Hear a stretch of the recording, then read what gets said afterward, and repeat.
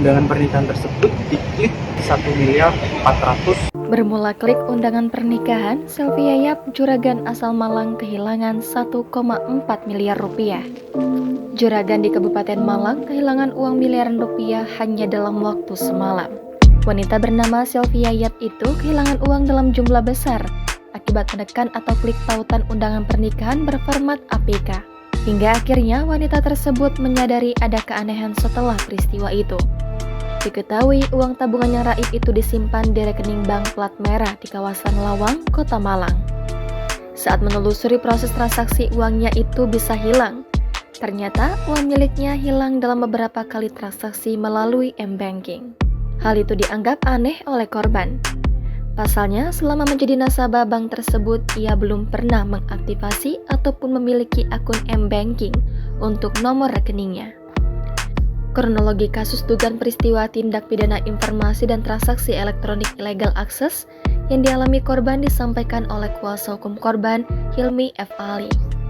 Anehnya, teman-teman media, klien kami ini tidak pernah mengunduh atau mendownload aplikasi Brimo ini.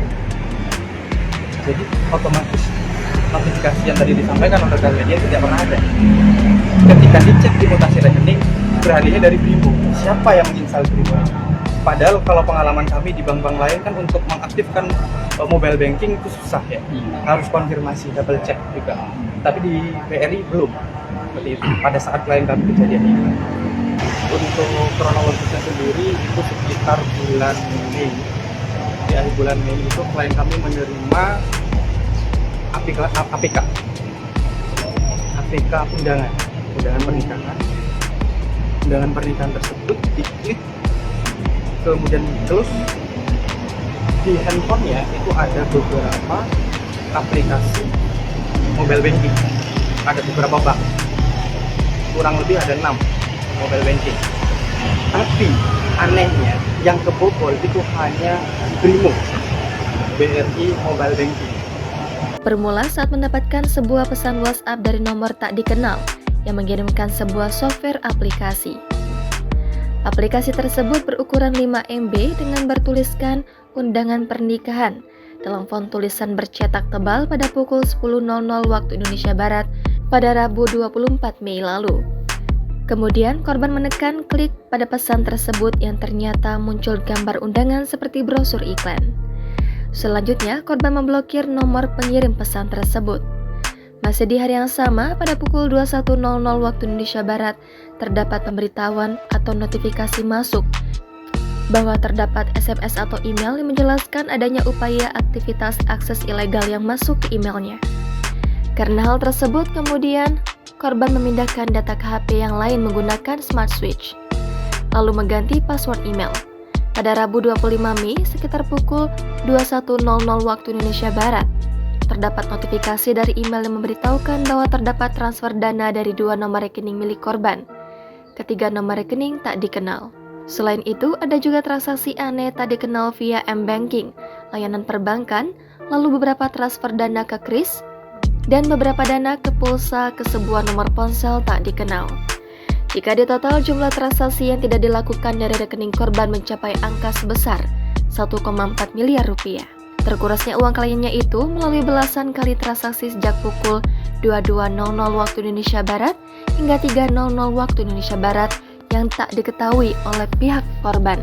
Saat korban memeriksa jumlah total tabungannya, ternyata hanya tersisa sekitar 2 juta rupiah. Berdasarkan keterangan dari korban, Hilmi menjelaskan, meskipun terdapat transaksi dengan nominal besar hingga miliaran rupiah, ternyata dari pihak perbankan tidak memberikan pemberitahuan kepada kliennya.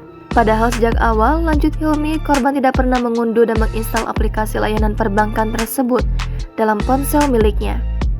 Bahkan saat memeriksa detail nomor kontak dalam aplikasi perbankan yang tidak pernah diinstal oleh korban, ternyata menggunakan nomor ponsel lain yang tak dikenali oleh korban. Hilmi mengaku pihaknya telah berupaya berkomunikasi dengan pihak perbankan tempat sang kliennya menyimpan uang tersebut. Hasilnya, pihak perbankan tidak dapat menjelaskan ataupun memberikan solusi sebagai gamblang atas permasalahan tersebut. Besarnya nilai kerugian dari pihak nasabah atau korban tak pelak pihak korban akhirnya membuat beberapa kali pengaduan dan laporan ke polisian. Pertama, ke Mapolres Malang berdasarkan laporan pengaduan nomor LPN garing 253 garing SAT Reskrim garing 5 Romawi garing 2023 garing SPKT garing Polres Malang garing Polda Jawa Timur pada Rabu tanggal 31 Mei lalu. Kemudian berlanjut pada pembuatan laporan kepolisian nomor LP garing B garing 405 garing 7 Romawi garing 2023 garing SPKT garing Polda Jawa Timur pada tanggal 5 Juli. Hilmi mengatakan laporan kepolisian di Mapolda Jatim ini berkaitan dengan illegal access yang dilakukan oleh pihak tak bertanggung jawab melalui pembobolan rekening milik korban, termasuk dengan menautkan pasal tindakan kejahatan lain yakni tindak pidana pencucian uang terkait besarnya nilai kerugian yang dialami korban mencapai miliaran rupiah. Kemudian lanjut Hilmi, pihaknya juga membuat pengaduan ke pihak otoritas jasa keuangan terkait mengapa pihak kliennya yang terkategori sebagai nasabah prioritas tidak diberikan layanan keamanan maksimal, termasuk mengadukan pihak perbankan tempat kliennya menabung ke lembaga penjamin simpanan, guna diberikan perhatian khusus atas kasus yang dialami kliennya. Sekadar diketahui, hingga berita ini ditayangkan, jurnalis tribunjatim.com telah mengonfirmasi kantor perbankan pimpinan wilayah Jatim yang berkantor di kota Surabaya. Permasalahan dan pengaduan dari nasabah tersebut akan segera direspon dalam waktu dekat melalui pihak kantor pimpinan wilayah yang berada di Kabupaten Malang.